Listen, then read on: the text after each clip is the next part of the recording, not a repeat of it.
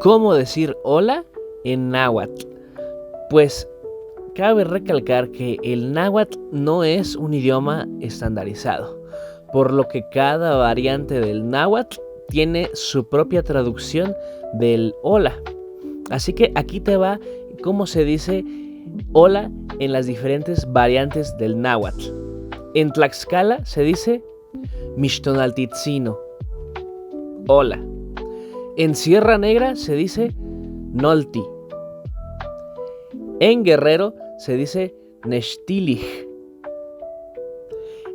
En la Sierra Norte de Puebla y en la Sierra Zongolica se dice Panoltichtzino. En la Alta Sierra se dice Panoltichicahuahtica. En el centro del país, como Ciudad de México, Morelos, se puede decir Panolti o Ken Otlatuililuc. En la Sierra del Noroeste de Puebla se dice Tanesqui. En Tetelcingo se dice Yetlajca.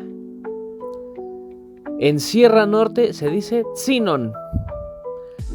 En Hueyepan se dice Ken Otimo Panoltzichtzino. Sígueme para aprender idiomas.